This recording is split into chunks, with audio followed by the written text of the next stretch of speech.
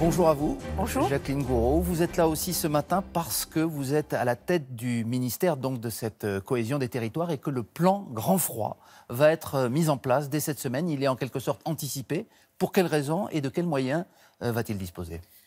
Eh bien, il est anticipé parce qu'il y a beaucoup de gens qui dorment encore dans la rue, en particulier en Île-de-France, bien sûr dans toute la France, mais beaucoup en Île-de-France, et que donc il faut, dans cette période de grand froid qui arrive, comme on a pu le constater, il faut être en capacité de mettre, je dirais, dans un abri, dans un centre d'accueil, les gens qui sont à la rue. Et concrètement, qu'est-ce qu'il va y avoir de nouveau cette année ? Il y a 136 000 places qui sont ouvertes. 5 000 ont été pérennisées par rapport à l'an dernier. Et puis, nous avons aussi des ressources supplémentaires, environ 14 000 places pour accueillir, je dirais, pour éviter que des gens puissent être encore dans la rue. 14 000 nouvelles places, vous signifiez, par rapport à ce qui a été fait les autres années ? Ce sont 14 000 places qui sont, potentiellement ouvertes, que les préfets ont eu charge de chercher partout en France. Si le froid devient très important, on pourra encore, au-delà des 136 000 places, ouvrir 14 000 places. Vous parliez à l'instant de l'Île-de-France. On estime, rien que pour la ville de Paris, à 3 000 personnes, le nombre de personnes justement qui vivent dans la rue, qui n'ont pas d'abri. Est-ce que ça veut dire, par exemple, que pour ces 3 000 personnes, il y aura pour chacune une solution d'hébergement ? Mais je l'espère qu'il y aura une solution d'hébergement pour chacune.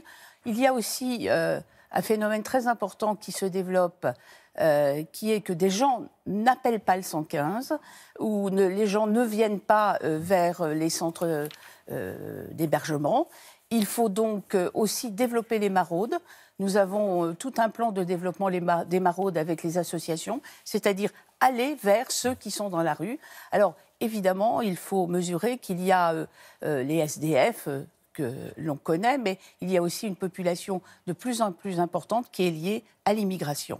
Et justement, vous avez aussi réservé un quota de places pour les demandeurs d'asile ? Bien sûr, quelques personnes que ce soit, s'ils sont dans la rue, il faut leur trouver un abri. On se souvient d'une promesse du candidat Macron qui avait dit qu'à la fin de son quinquennat, il n'y aurait plus un seul sans-abri. Est-ce que, très franchement, est-ce que de façon réaliste, cet objectif, eh bien, il faut toujours se donner des objectifs et les poursuivre. Est-ce que vous pensez que c'est possible ? Oui, je pense que c'est possible, mais encore une fois, il y a la maîtrise aussi de l'immigration, les mineurs non accompagnés qui arrivent en France et qui, renforcent le nombre de gens qui sont dans la rue. Mais zéro SDF, c'est une promesse aussi qui avait été faite par d'autres candidats dans le temps. Est-ce qu'il n'y a pas quelque chose d'un peu illusoire lorsque l'on voit effectivement dans les rues parisiennes notamment la situation, à imaginer qu'un jour, un gouvernement, une collectivité est capable de proposer à tous les sans-abri des solutions ? Eh bien parce que derrière, au-delà des centres d'hébergement, il faut aussi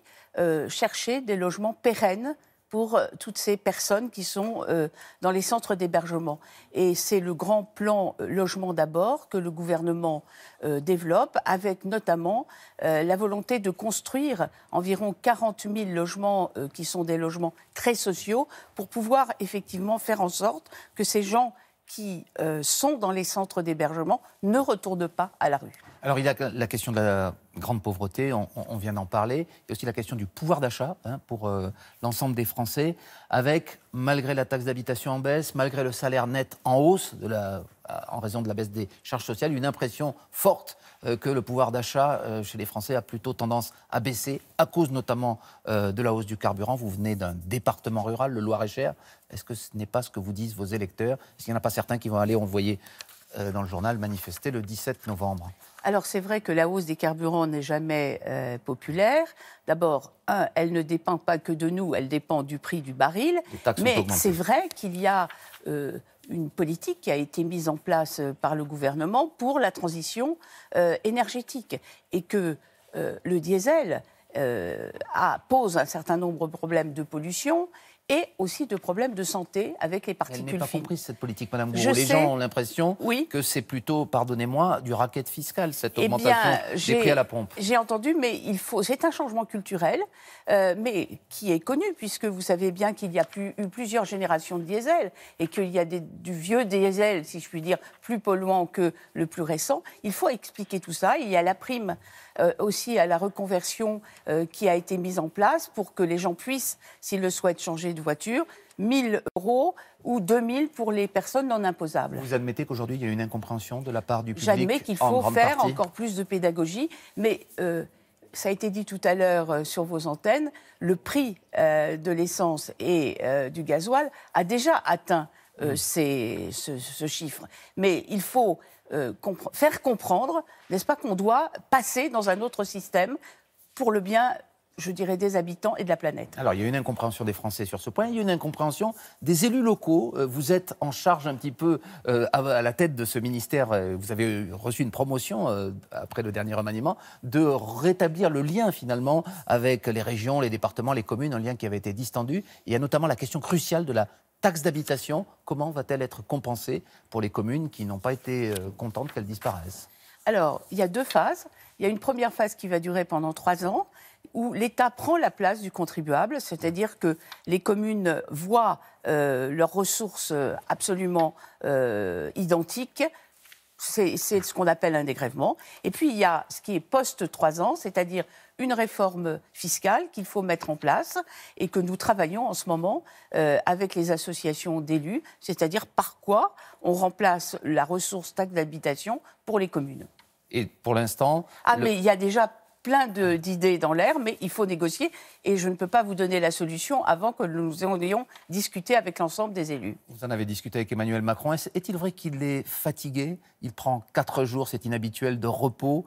Le Conseil des ministres a été avancé d'une journée, vous le voyez, toutes les semaines. Vous confirmez ce coup de fatigue? Moi, je l'ai vu hier au Conseil des ministres. Le président de la République est en pleine forme. Il s'apprête à faire une semaine d'itinérance pour commémorer le centenaire de la Grande Guerre. On n'est pas affecté par tout ce qui s'est passé à la rentrée, l'affaire Benalla, les difficultés en Syrie, le remaniement, en toute franchise, Madame Gouraud, vous qui le connaissez bien. Le président de la République a une personnalité forte et volontaire.